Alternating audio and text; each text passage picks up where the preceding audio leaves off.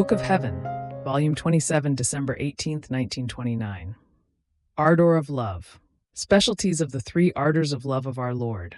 The devouring love and how it devoured all souls. Tears of baby Jesus. I was thinking about the incarnation of my sweet Jesus in the maternal womb of the celestial sovereign, and my sweet Jesus coming out of my interior clasped me in his arms with an unspeakable tenderness and told me, "My daughter, creation was ardor of love and was so intense and great that overflowing from our divine being, it invested the whole universe and diffused everywhere.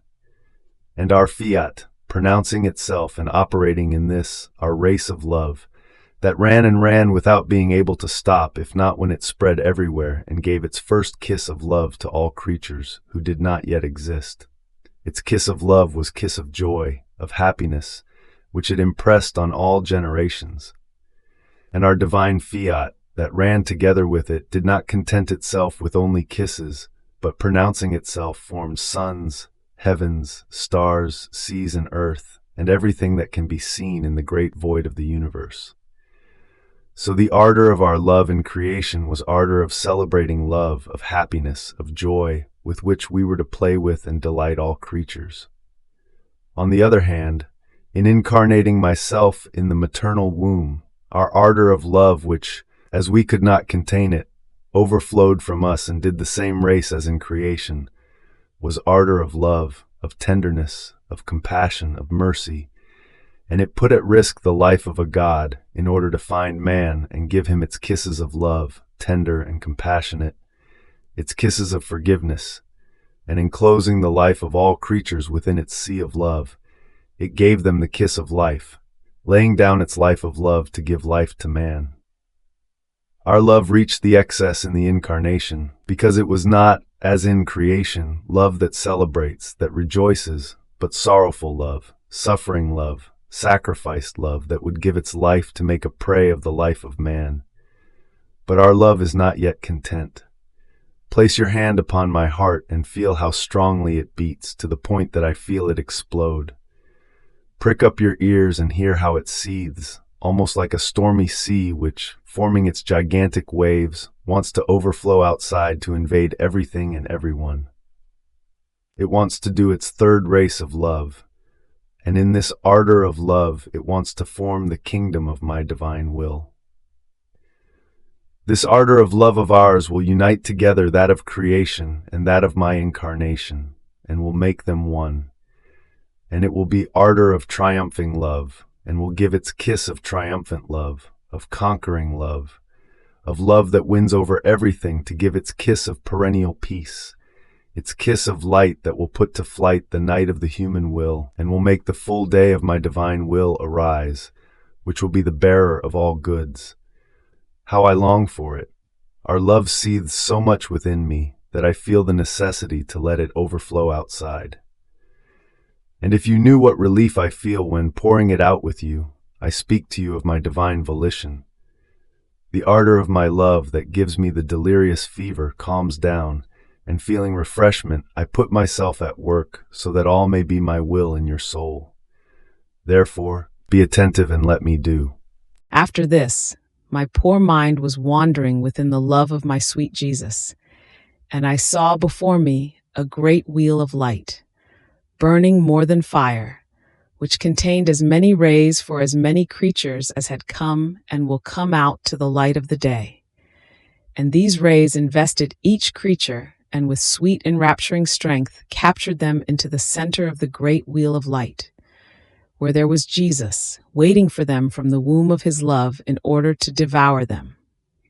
Not to make them die, but to enclose them within his little humanity, so as to make them be reborn, grow, and to nourish them with his devouring flames to give them new life, the life all of love.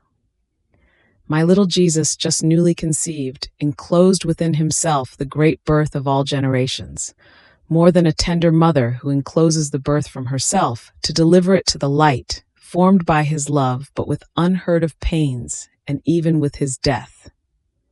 Then my tender Jesus, in the middle of that chasm of flames, so very little told me, "Look at me and listen to me. My daughter, in the middle of this chasm of flames, I breathe nothing but flames, and in my breath I feel that the flames of my devouring love bring me the breath of all creatures. My tiny little heart palpitates flames which, extending, capture the heartbeats of all creatures and place them inside my heart, and I feel all heartbeats palpitating in my little heart. Everything is flames. Flames spout my tiny little hands, my immobile little feet. Ah, how demanding is my love! In order to enclose me completely and make me give life to all, it put me in the middle of a devouring fire, and oh, how vividly I feel the sins, the miseries, the pains of all. I am still little, yet I am spared nothing. I can say, all evils have fallen inside and outside of me. And in the midst of these devouring flames loaded with so many pains, I look at everyone and crying I exclaim, my love has given me everyone back as gift. It gave them to me in creation, and they escaped from me. It gives them to me again in conceiving me in the womb of my mama. But am I sure that they will not escape from me? Will they be mine forever? Oh, how happy I would be if all would not escape from me. Their pains would be refreshment for me if all of my dear children, the dear birth from me, conceived in my little humanity, were safe. And, crying and sobbing, I looked each one in the face to move them with my tears. And I repeated, my dear children, do not leave me, don't go away from me any more. I am your father, do not abandon me. Oh, please recognize me, have pity at least on the fire that devours me, on my ardent tears, and all because of you, because I love you too much, I love you as God, I love you as most passionate Father, I love you as my life.